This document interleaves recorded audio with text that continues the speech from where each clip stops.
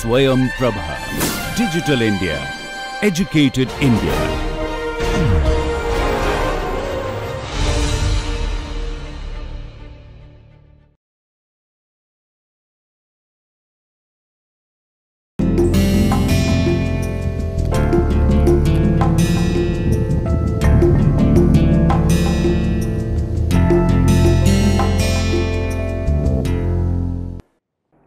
In our last session, we have discussed some topics to get an idea about framework of social policy of India as well as some other countries of the world, or the widely accepted framework of social work or social policy in India and most of the countries of the globe. Now, in this particular session, and after that we have also we have discussed how India adopted reforms or new economic policy which has influenced or which has shaped the social policy framework of India. Now, in this session, we would like to discuss, or we will be discussing, the social development situation in India. Social development situation in India. Now, when we say social development situation in India, we cannot talk about in a consolidated term, because India is a vast country, and not only that, what is more important, that in India there is a lot of variation, lot of difference in terms of social development situation. So when we talk about social development situation of India, we will have to look into this variation, this regional variation of social developmental situation in India. So, what we intend to do in this session, we would like to look at this regional variation of social development situation in India, but not only we will confine to India itself when we discuss about this regional variation in social development in India. We would also look at some other countries of the world, so that we have a better understanding of where India stands, or where a particular region of India stands. Okay. So, we will discuss a social development situation in India with a regional perspective, and what is important here, we would like to discuss, we will have the discussion in the context of reform. What lesson we can have on reform, the policy of reform about which we have discussed, as we have mentioned that the reform policy which shapes the social development framework of our country. Now, so we would look at social development situation of regions of India as well as social development situation in some other countries briefly, and we will also discuss what lesson we can have, or in terms of in the context of the reform or new economic policy that we have adopted in our country. Reforms and social means, actually we will be focusing on particularly on social means, how social means are important in implementing reform. Okay. As we have mentioned that a process of reforms involving greater reliance on market mechanism has been initiated in India since 1991. That we have discussed, and we have discussed how this has taken shape, how this has come about in our country in our earlier session. Now, the issue is, outside India reform have been universally welcomed. When India adopted reform, it has been widely accepted outside India, because earlier India was a little bit closed economy. So, when we have opened up our economy through the process of reform, through globalization, this has been welcomed outside India. But this reform or the new economic policy or the market reform, this is widely debated in India. In our country, still there is a lot of debate. Shall we go for market reform? Will that be in the interest of our country, or will that bring some harm to our economy, etc., etc. So, there has been wide debate, and that debate is divided between the two groups.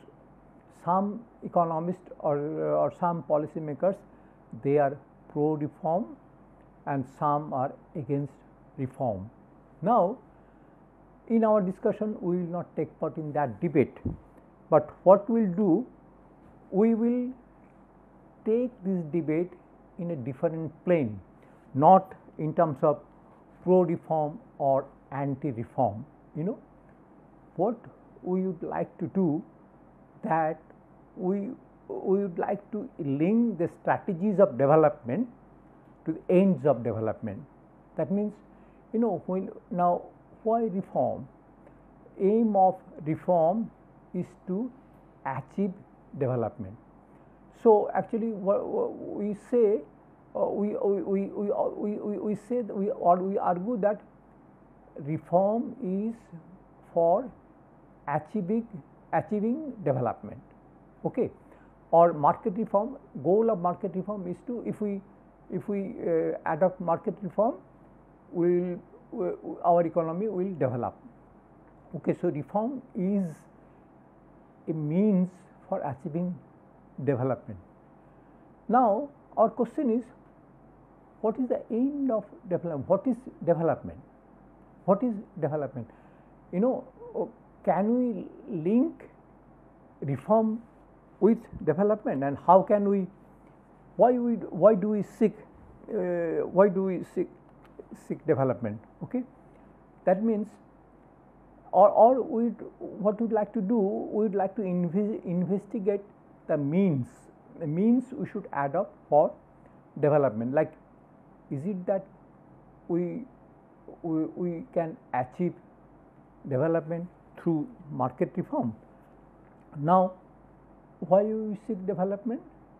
Because we assume that development would offer a better life, better life for the majority of the people. What is that better life? Better life means most of the people will have better income, they will have education, they will have employment, they will have job, they will be educated, etc., etc. Okay, so that is what is the goal of development. Now, question is, can we start with this social means? Like, when we talk about reform, like, instead of saying that reform will bring us these things, like what we are arguing, that why don't we start by having by adopting policy which will give us better education, which will ensure job, which will free us from poverty, etc., etc. Like, if we straight away start with that, then what happens? In other words, we are talking about social side of economic operation, that what is the role of social development in economic operation. What role, like if we supposing if we take a policy, if we forget about reform, like if we take some policy which will enable us to have better social life, okay, improved social life, as I said that a life free from poverty, free from hunger, with education, with better health, then what will be the impact of that? In other words, what we are saying, that achieving reforms will depend on social means. Like we are not saying that we are not going into the argument of whether we should go for, we are for reform, we are against reform. What we are trying to say, that for achieving reform itself, we should adopt social means. Okay, let me elaborate that. How that is helpful. Like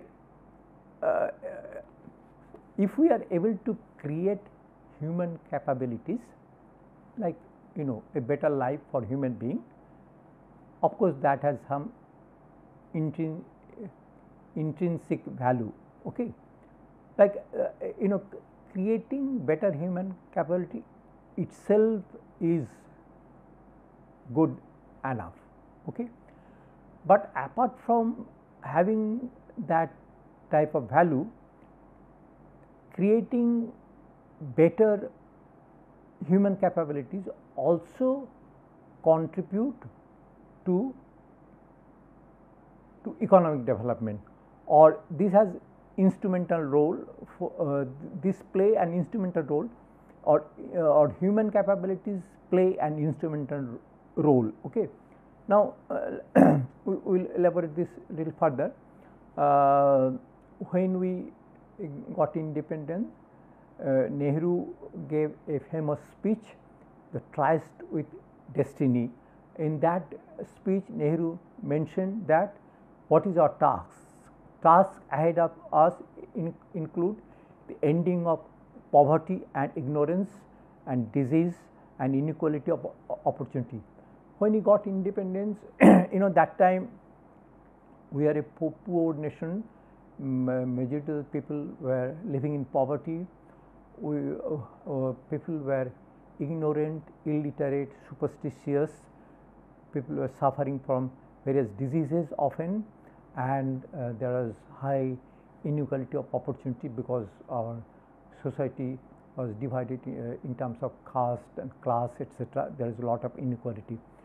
So Nehru said that what is the goal we have in front of us at the time of independence. When Nehru gave his speech, that time he says that we have to end poverty, we have to end ignorance, disease, inequality of opportunity, etc. Okay. Now, actually, he did not mention about growth, or say growth rate of growth rate is not the ultimate test of success. Okay. Importance of achieving economic and social progress cannot be overemphasized. Like say for example, like unless we are socially developed, what is the point of having economic development? That means what is required to start with, that we should have a better life, or we should try to create better human capabilities. If we are able to create better human capabilities, that itself is something to be valued. Okay. But if we are able to create human capabilities, what would happen? That enhanced human capabilities will contribute to the process of growth. Okay.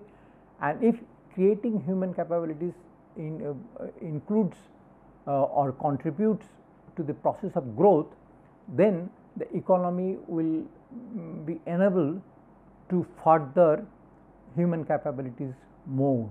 So, see how both how things are, human capabilities and growth are linked.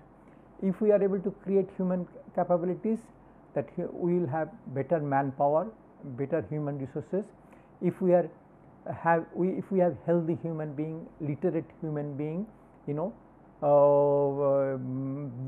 then that type of manpower, when you have that type of manpower, will be able to contribute to the process of development, and when so that means we will have better growth, and when we have better growth in the economy, then that economy will be able to invest more for human capability, for further development of human capabilities. Okay. So so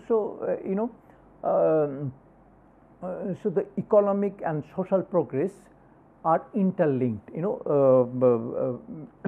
If we can get one, we will be able to get another. Like, say for example, to elaborate that same argument, basic education, good health and other human attainments are not only directly valuable as a constituent elements of our basic capabilities. Okay, like when someone has got basic education and good health and some other capabilities, that capabilities itself are to be valued.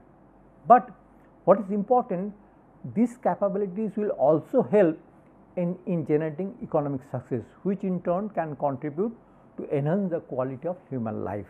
Okay, this is what is important. Now, but we should not assume that if we are able to enhance human capabilities, automatically we will get economic growth. We should not assume that, because we have some we have experience, like for example, Kerala is quite advanced in terms of some of the social indicators. Kerala is very developed in terms of some of social indicators, but Kerala could not transform that advantage to economic development. Economically, Kerala is not that much developed.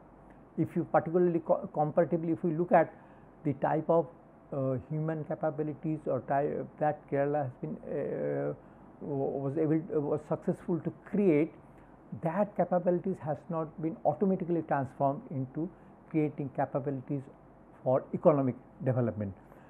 But actually the first point is to create the human capabilities, through various measures, social policy measures, we should be able to create social capabilities. Unless we are able to create social capabilities, there is no question of its potential to transform that into economic development. So, what is important is to create human capabilities, and if we are able to create human capabilities, there is a likelihood that may be transformed into economic development, that may promote economic development. Okay, this is one point actually where when we are discussing about reform, actually we would like to we are trying to emphasize about the social side of economic reform. Okay, economic reform by itself is not enough. Economic reform to become successful, there's it may require it will require to create human capabilities. We will elaborate in this point further in our discussion. Okay, now let us look at let us we will be discussing, we will take a regional perspective on social development. Now, one very striking feature of Indian economy is deep diversities characterize Indian economy. This is something very special for India. We have deep diversities. The diversities are related to the various factors like India's varied history before independence and after British left, the diversities that we have, it has some historical origin and also what type of historical origin this diversity has. For instance, when the state of Kerala was created, the state of Kerala was created out of three regions. One is Travancore, Cochin and Malabar. These three regions together constituted the new state of Kerala after independence. Okay. Now, what is interesting that Travancore and Cochin, these two areas were not under British rule. They were ruled by they were under princely states. They were princely state, whereas Malabar region was under British rule. Now what happened? Travancore and Cochin, as these two regions were under princely state, and these two area fortunately were developed were very developed in terms of social indicators, or in terms of they had good social development. They have achieved good social development, like in terms of education, literacy, education, health, etc., etc. Travancore and Cochin, these regions of Kerala was already very advanced, whereas Malabar region, which was under British rule, they were lagging behind in these terms. So, just imagine, even one particular state which was constituted, the one particular state has a different past. One part or two parts of that state were very developed historically in terms of social indicator, whereas another part was very backward. So, so you see why there is deep diversities. Okay. Now, after British left, what happened? After British left, what happened? We have different states in our country. So, different states, and what happened? If you look at India, in India there are in different states, different political party came to power at some point of time. Okay. Now, when different political parties came to power in different states, these political parties, they have different ideologies and they followed different policies. So, that is how what happened. Not only the states were different, they have different history, but even the present, at present, India is ruled by various states of India is ruled by different political parties, and different political parties have different capabilities, different type of organization, different policies, etc., etc. That is why India, the present of India is very diverse. Historically, we have this a lot of differences, and politically also we have lot of differences. So, India is full of diversities. Okay. And to add to it, Indian constitution itself has added to it. What in Indian constitution there are three lists.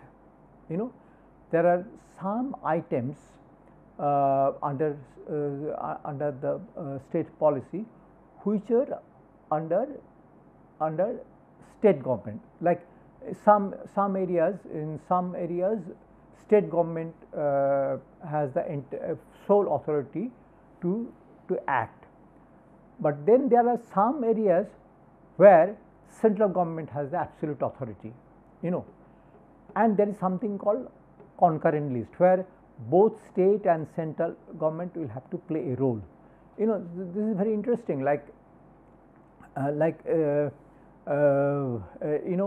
Some areas like maybe for primary education, state government will have play a role, or in the area of education, state government has will play the most important role. So, what type of primary education that will have in state will vary from state to state. Okay, whereas some areas central government will play its role. So, it is the central government will decide in those areas what policies central government will take, and of course there are some areas where state and central both play a role. Okay, so the Indian constitution also has added to this diversity that we have in our country. What is the advantage or disadvantage of this type of diversity that we have? So, first of all, what we are saying that India has lot of diversities. These diversities has originated from its past, because each region has a different type of history, different type of past experience. That is one thing.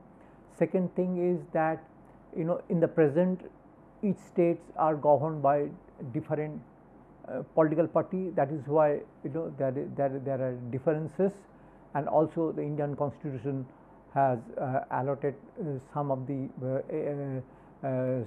items, social items, or some of the areas of policy making are under state government, some of the area of policy making is under central government, and some under concurrent list, and this has added to this diversity. And this, because of this diversities,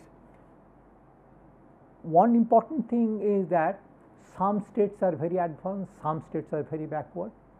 Now, when now backward states can learn from advanced states which are very advanced. That is one advantage. Okay, there is the great. So we can learn, we can take lessons. We need not look into other countries to start with. We can learn something just from looking without India. Lot of things we can learn looking at the experience of what is happening in some part of our country. Now let me mention here something like, say, for instance, like like say midday meal program. I have earlier mentioned about the midday meal program. Now midday meal program was introduced in Tamil Nadu by M.G. Ramchandran. Okay, now that was very successful. That was very successful. So then other states started following Tamil Nadu, and so other states got an advantage to learn from the experience of other countries. Now almost all states of the country has introduced midday meal, because they have seen that how midday meal contributed to increase the enrollment in the school. Okay, so that is one advantage. We could learn from other states, or say I will mention about some other policy, like say for instance, in our country, particularly in the rural areas, we find that girls they do not enroll in higher school that much, or there is a lot of dropout rate, particularly among the girls, when it comes to enrolling in the higher in post primary stage or high school. Now why that happens? What happens, we have primary school almost in many villages. Okay, in the villages or nearby village there are primary schools. Okay, so parents will send their children, boys and girls, to the primary school. Okay, but when they reach to the stage of enrolling in the high school, now often high schools may be located in a far off place which is very far from the village. Now what happened, Indian parents often hesitate to send their girl child or send their daughters to a school which is away from the village, because commuting is a problem, security of the daughter is also an issue. So as a result, what happened, often the girls after primary school, they do not enroll in high school because there is no high school available in the village. Okay. Now to overcome this problem, one program was introduced. It was said that if girls enroll them in the high school, government will provide them a bicycle for commuting to the school. And say for instance, Nitish Kumar did that in Bihar. Of course, this was done in many other states also, but I am just taking the example of Bihar. And Nitish Kumar, when he was the chief minister that time, he introduced a policy that providing bicycle to the girl student, and this is conditional that if they are enrolled in the high school and if they regularly come to the school, then they will be provided that bicycle. And it was found in studies later on that contributed to the enrollment of girls in the high school. Okay.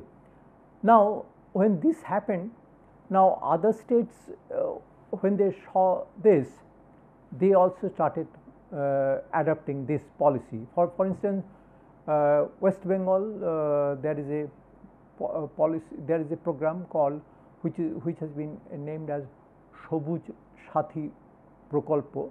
Now, in that actually initially girl students were provided bicycle, and now this has been extended, even sometime boys are also given bicycle. So, now because this this has contributed to enrollment in the school. And actually what happens,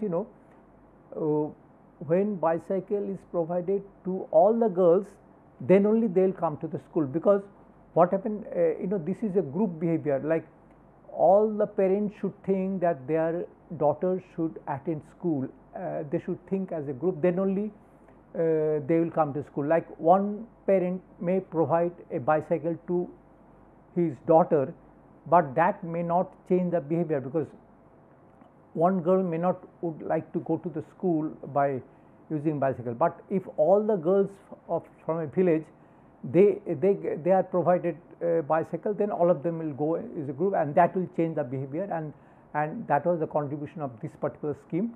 This encouraged the girls to attend high school. Okay, and now so this from that other states have learned, like and they have adopted this policy. So there is one advantage, you can learn, but of course it is not always that one state will learn from other state always. They may not, they may go to the reverse direction also. Like there is another example I may cite here, like for example in Bihar at one in the recent past, Nitish Kumar has declared that all the liquor shop to be closed. Okay, no liquor shop would be allowed to operate in the rural area. And when this was done, then there was there's a lot of criticism. Then it was said, then what this liquor shop owners will do? This is said they can sell milk, etc. So anyway, now it was found out that when this was done, this policy has contributed to reducing violence in the family and many other in Bihar, what is to happen often among the poorer family, men will go and drink, and they will spend their money in drinking, they will remain indebted, and they may not whatever they earn and they may spend in drinking. So to stop that, a policy measures were taken to close all the liquor shops, and that has many positive impact in the social life in rural area that studies have pointed out. But in spite of that, government of West Bengal has gone into reverse direction.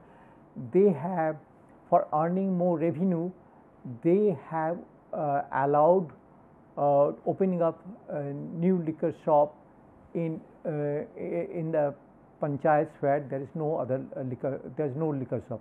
So that is a reverse thing anyway. But at least they have something. They have one government can learn from other government. At least there are some good examples is there. So this is one advantage of having this type of diverse cities. Okay, that one state can learn from other state. We need not learn from other countries only. But actually the average, but actually it is not that we have to learn only from looking into inside our India. India can learn from other countries also. The average levels of literacy, life expectancy, infant mortality, etc. in India are enormously adverse compared to China, and yet in all this respect Kerala does significantly better than China. Okay. For example, like if you look at these figures, like say for example, if we look at adult female literacy rate, like if we compare India and China. Okay. Now okay, this is little dated data, but still the trend that I am trying to show that is valid. Like if you compare India and China, of course India has better female literacy rate. India has 39% literacy rate, where India has China has 68%. But see, but if you look at one of the states of India, that's Kerala. Kerala has a literacy rate much higher than China. Okay. So see, though we can say that India can learn from China, but what about Kerala? Kerala, we can learn from Kerala is better than China. Okay. Or supposing look at life expectancies. Now here for Kerala this figure is 69 years, whereas Kerala is much better, 72 years, as almost equal to South Korea. Now fertility rate, in terms of fertility rate, in Kerala is doing much better than China. In China, fertility rate at when this data was collected was 2. India, in Kerala it was better, is 1.8, less than China. Okay. Infant mortality rate for boys and girls, similarly, for boys in China it is 28, whereas in Kerala it is much less, much better, 17. For girls it was 33, in Kerala it is much better, much less, in 16. So we cannot say that India has to learn from China, but Kerala has much to learn from the experience of other countries. Of course, Kerala has to learn from other countries. So that means, India, it is not that India has to learn from China. Even China may have to learn from Kerala, but at the same time Kerala has to learn from some other countries, because in spite of having better social development, Kerala was not that successful to convert that social development to economic advantage, okay, or economic development. Okay.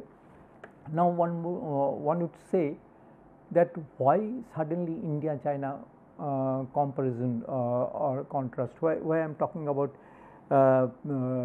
India and China, there are so many other countries. Why we are talking about India and China? Because India and China, there are some similarities. What type of similarities do you have?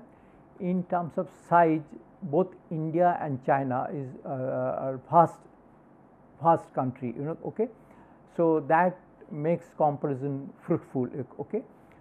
And India, when it became independent, that time India was a poor country. Similarly, after revolution, when China started its journey, it was also very poor country, and there are a lot of deprivation etc. in China. So, they had that type, there also there are similarities. Okay. And both these civilizations are very old. Chinese civilization and Indian civilization are very old. We have both have long tradition of trade and commerce. Okay. So, both the countries have large expatriate community who can play an important role in the development of the country, you know. So, because of this reason, it is useful to compare India's situation with China. That is why we are talking about India and China. Okay. Now, let us look at some other figures like say for example, adult literacy rate, you know, in 1991 census and in 2011, these two figures we have.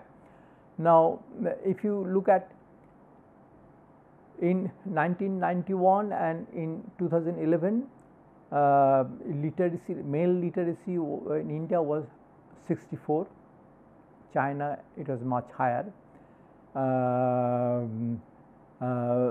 Even if we look at the figure for 1991, in China it was much higher.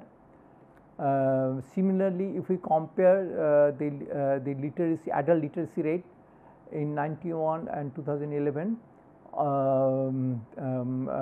and if we compare with China, it was higher. But if we compare with if we take one of the state of India, which is Kerala, now you see Kerala was doing much better than China, though in China was China as a nation was doing better than India, okay, in terms of male and female literacy.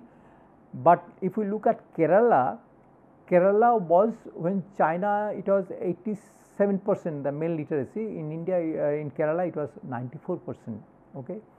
And for the male, but in 91 of course it was same.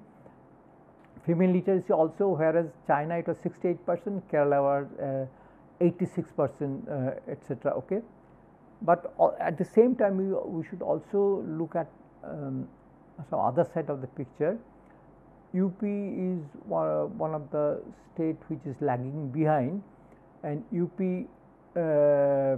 was much behind China, Kerala and Indian figure. In UP it was 56%, 77% and 25%, etc. Okay. So, you know, so if you compare these figures, you know, that these figures says that actually we can learn from inside India, we can learn from some states, like we can learn from Kerala, but you know, we can learn, we can learn from China, but at the same time we can learn from within India, some state which are advanced, or say a state like UP can learn from Kerala, how Kerala were able to achieve this type of high adult literacy rate. Okay. So, so this point is very important. We can learn from within and also from outside. Okay. Now, here in this figure, actually we have female literacy rate and male literacy rate for states of India and provinces of China. Okay. In this figure, in this particular figure, we have plotted the states of India in terms of female and male literacy. Like say for instance, if we take this particular state, female literacy is 30%, whereas male literacy is 60%. Okay. So, this way we have plotted the states of India, and we have plotted the provinces of China. Now, very interestingly, if we see the all provinces of China is placed much higher than Indian states.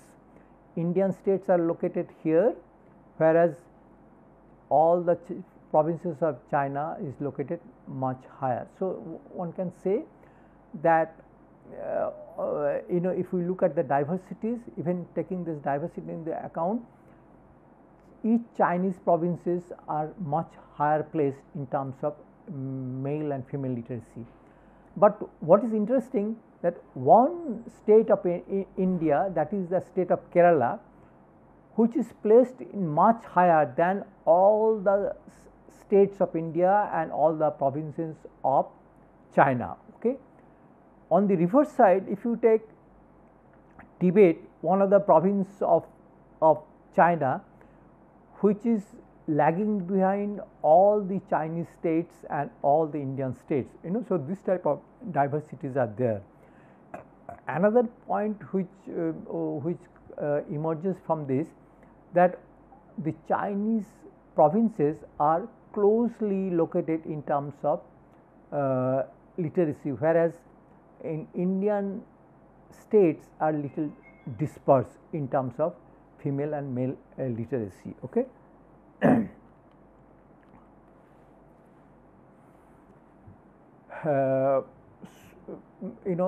That was about India China comparison and lessons that we can get from that. Now we will discuss about India's educational backwardness. Okay. Now it is very interesting, and we should take note of this. Now when we say that India is backward in terms of educational achievement, what is most important or most remarkable is that in India, in terms of higher education, we are doing very good. Okay. But in terms of basic education, we are so much behind. This is very striking. In one country is doing so well in terms of higher education, like take the example of institution like IITs or IIMs or central universities. They are comparable with some of the good universities or institutions of the world. Okay. But at the same time, if we look at primary education, situation is so bad there. We are doing very badly. Just think of the type of infrastructure, type of facilities that we have in a higher educational institution like IITs or IIMs, and just think of a rural primary school and compare these two. A rural primary school often may have only one classroom.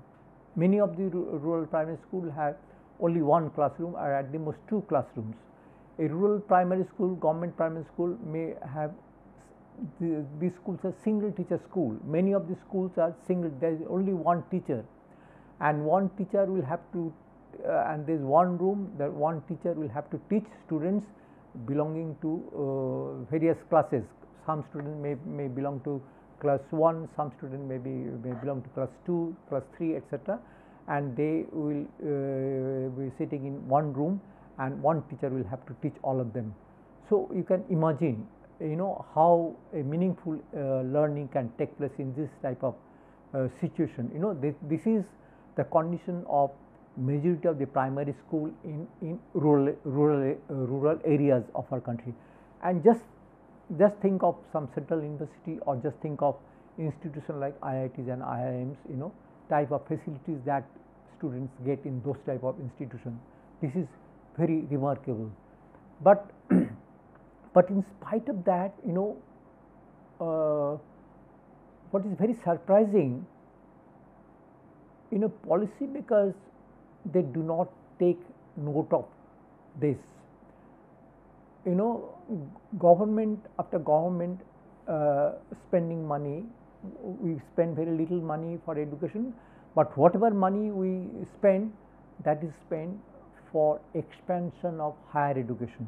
Like for instance, the government decided that there should be an IIT and IIM in all states, every state will have one IIT or one IIM, every state will have one central university, you know. So, this type of expansion we are talking about, whereas you know, this involves enormous amount of fund allocation. Whatever little fund that we allocate for for education, lot of this fund goes for expansion of higher education facilities, not basic education or primary education. This is the tragedy of our country. And with that, if you add in the recent past, you know, particularly after 1991, when we started the process of privatization, you know, what has happened, that many private engineering colleges, you know, other professional institutions have started. So, there is, apart from government expanding higher education, there are many institutions of higher education have been started by in the private sector, you know. Private groups, they have in the private sector lot of expansion has taken place in our country in terms of higher education. But if you think of primary education or basic education, we are lagging behind so much, and our policymakers do not take note of that. Whatever expansion we do, mostly we do on higher education, not on primary education. Now the question is, why this is so, why this happened, you know. Now, this type of educational inequality is a reflect the type of inequality that we have in our country, and that is being sustained, you know. Like, for instance, what happened, what has happened, that, you know, those who are educated, or so educated middle class, they would like to have you know, better type of education facility for their children, and policymakers or political leaders, they know that if they promise that they will set up institution of higher education or institution of higher learning, educated middle class will be able to send their children to those institutions, and they will get vote. Okay. So, they will keep on promising that they will expand and create higher educational facilities, and whereas the poorer parents, you know, they their children go to primary schools of very inferior quality, and nothing happens there. So, actually this is being sustained because of the type of inequality, because basically we our society, we have lot of inequality. There are upper class, upper middle class, you know, they promote their interest, you know, whereas there are marginalized section, they cannot assert their interest, and that is how this continues. And interestingly, even Indian left parties are also they are part of this, following this type of disparities, you know. Like Indian left parties came to power for some time in West Bengal or in Kerala, but what was found, that even those left parties, they did not give much importance to primary education. They also, whatever policy they took, in those policy favored expansion of higher education. Now, why it was expected that left party may give importance to primary education? This is because the countries where, you know, left parties were in power, like communist parties were in power, they are in power, like if you think of China, or if you think of, say, Vietnam or some other countries. In those countries, you know, one thing has happened, that lot of expansion has happened in terms of primary education or basic education, you know. But in our country, left parties are are exception to that. Even left parties are very elitist when it comes to educational expansion. And this has also something to do with the religion. Both Hindu religion and Islamic religion are very much elitist. Like in Hindu religion, the priest would say, or they will propagate that higher education is meant for mainly higher caste, and that has some influence in some parts of our society. Similarly, in under Islamic religion, the mullahs also are very elitist. They would say that higher education is for those who are better off, or etc., those who belong to higher strata. So religion that way is influenced. The poor people, poorer section, or the may think that their higher education is not meant for them. They may not send their children, or they may not aspire to send their children for higher education, or they may not have a very much strong motivation to send their children for higher education, because firstly, one thing, they may not be able to afford that, and secondly, religion also may influence their thinking that okay, higher education is for elite class, or higher education is for those who belong to higher caste or higher class, that is not meant for poorer section or those who belong to marginalized section. This also has played some role, for in creating this type of elitism in education in our country.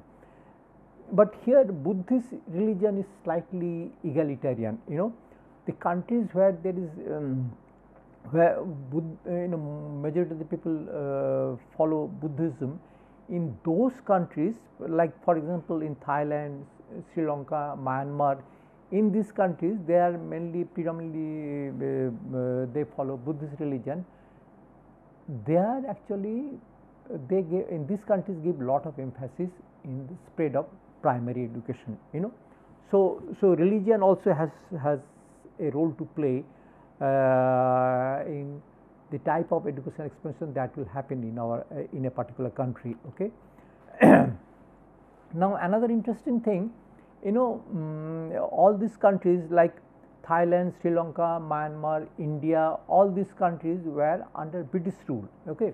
Now when we are under British rule, the Western ruler when what they did, Western ruler,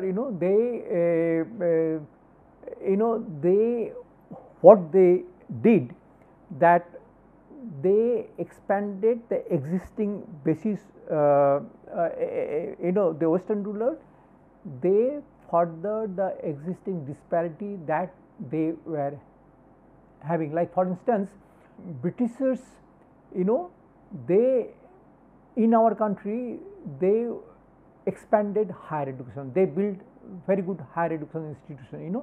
All the old universities that we have in our country, those universities were set up under British rule. Okay, that was one thing. So what Britishers did, like Britishers, they found that in this country education is for the elite section. So they furthered that, that here there is a elitist bias in education. So they emphasized on higher education. They did not give that much emphasis in the spread of primary education. Whereas the same Britishers, when they were ruling in Thailand or China or Myanmar, they are actually, they emphasized in the expansion of primary education. That is another interesting point. Now what lessons do we get from this type of educational backwardness that we find in India? There are two types of biases. One is the ancient bias, and another is the modern bias. So both this type of biases have to be addressed, like for instance, what happened sometime, advancement of basic education has happened in our country from forces which were against tradition. Like what has happened, in some parts of our country, there was lower caste movement in for expansion of education. So that resulted, expansion of education in some parts of the country, and sometimes this has also happened through missionaries, maybe sometimes Christian missionaries and all, like say you will find some parts of our country are little ahead in terms of say primary education or in terms of education in general. Now this has happened sometime through lower caste or lower class movement, like for example Goa, Mizoram, Kerala, these states, they are quite advanced in terms of education, and this has resulted, either through lower caste, lower class movement, or due to the effort that was taken by Christian missionaries. Okay. Now, actually the real difference has been made by political activism in the direction of educational expansion for the lower class and lower caste groups.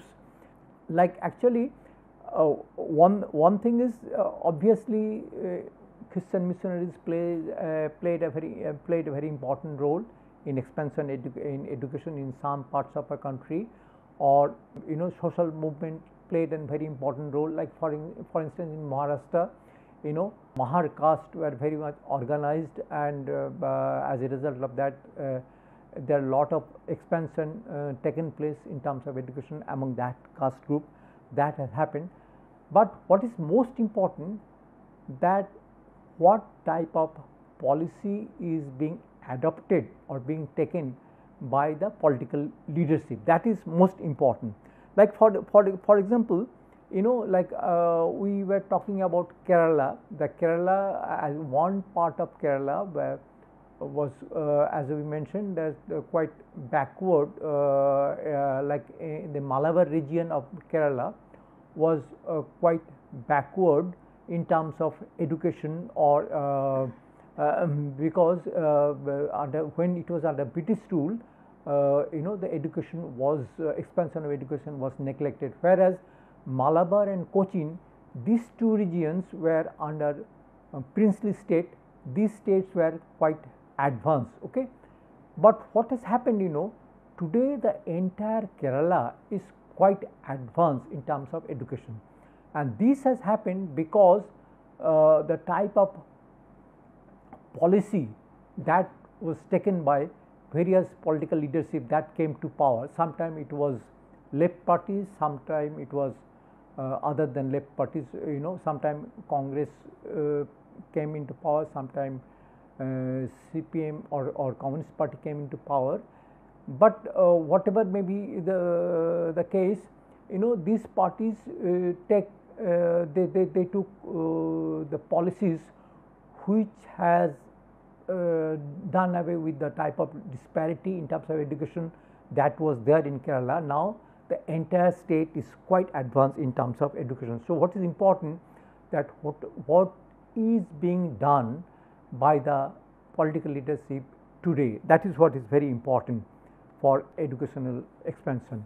Now we will look at adult literacy rate for the year 2011 to 2015, and we will try to understand or try to show how India is lagging behind in terms of education. Like if you look at the total literacy rate and female literacy rate in these 2 years, the figures are from these 2 years. Like you see, in India the literacy rate, total literacy rate 74%, and female literacy rate is 65%.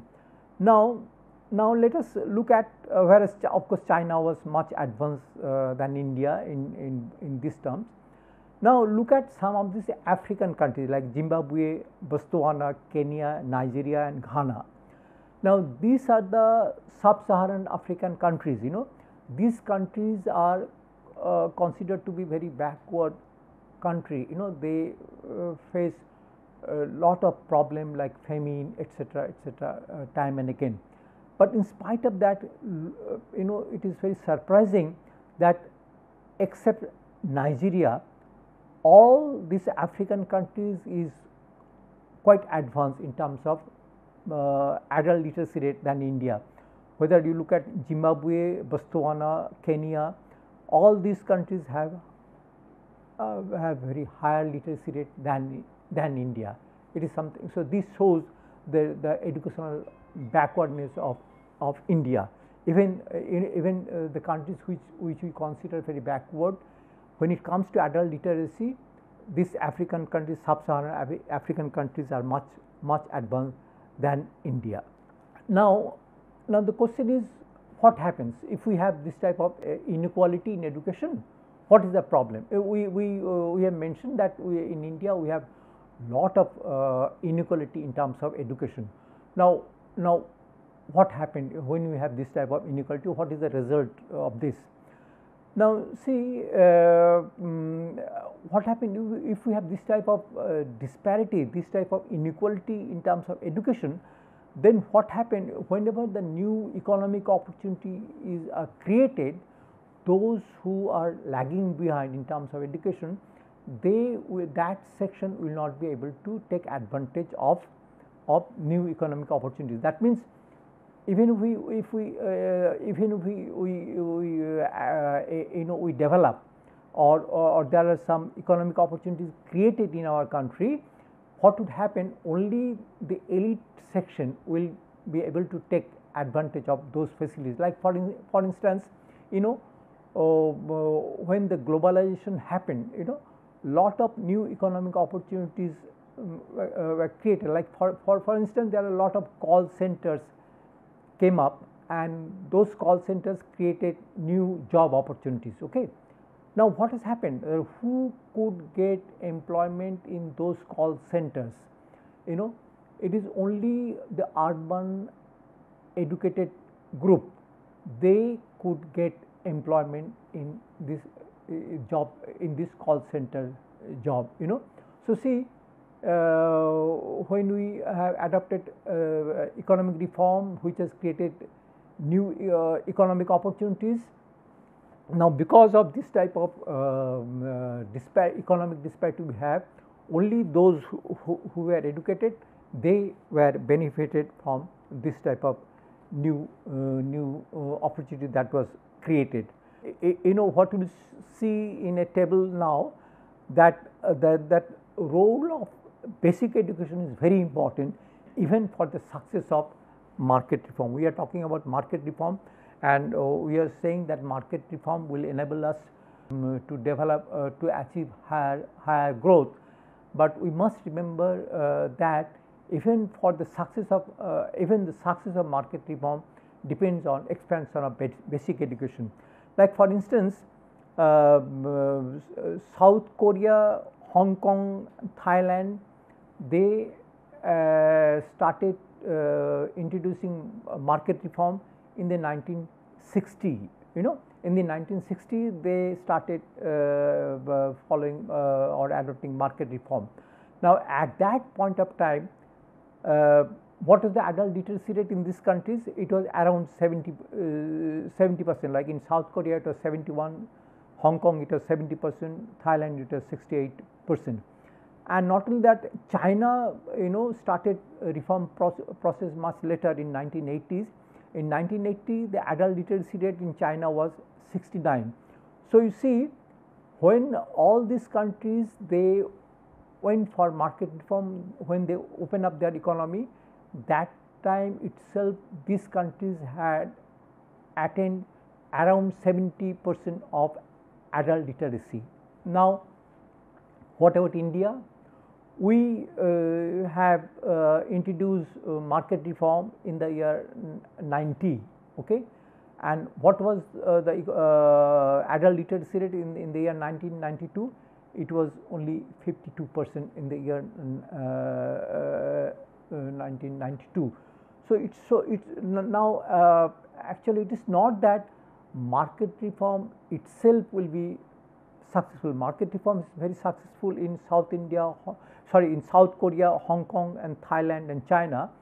It is because at that time they have attained adult literacy of 70%, whereas India, when we introduced market reform, we had only 52% adult literacy. So market reform by itself may not be able to generate growth, or it may not be very successful. So what is the problem? Actually, we have too much government and too little government. Both are problem. Actually, when we talk about market reform, we say that government should withdraw. And market, we should give importance to market in market forces. But actually, the issue is that we have too much government in some areas and too little government in some other area. Like for example, in the area of education, hardly government is doing anything. We need more presence of government in terms of education. We spend very little amount for expansion of education, and that too for expansion of basic education.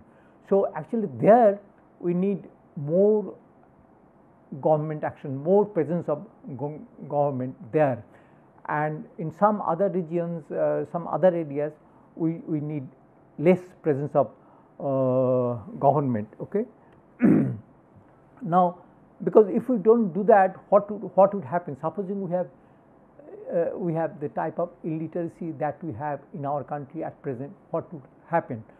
Even if we have market reform, what will happen, that we will have an economy which will be characterized by inequality. Like what happened in Brazil, they achieved higher growth rate, okay, but in spite of higher growth rate, what happened in Brazil, there is a lot of economic disparity, because there is literacy rate, majority of people were not literate, and because of that, what happened in Brazil, there is a lot of disparity, and there is a lot of socio-economic problem Brazil was facing. On the other hand, South Korea, when market reform happened there, actually it enabled South Korea to have an egalitarian, more or less egalitarian or overall growth of the economy. So here we have a choice to make, whether we want to go the Brazilian way or we want to go a South Korean way. Like if we want to go a South Korean way, if we want that overall development for all sections of the society, market reform by itself will not be enough. We would need to have much social development. Similarly, actually role, China, we often say that China was very successfully, China has integrated its economy very successfully to the world economy. It has liberalized its economy, and and that is how it is progressing. But if you look at that, if India has to evaluate China in market success, it is not adequate just to liberalize economic controls in the way the Chinese have recently done. In China, the force of China's market economy rests on the solid foundation of social changes in education, in healthcare and land reform that made the market function the way it has China. Like for example, just having market reform is not enough. When you say that market reform is doing wonder in China, we often forget that when before adopting market reform, China was able to develop in terms of education, in terms of healthcare, etc., etc. And it is because of that type of base China had,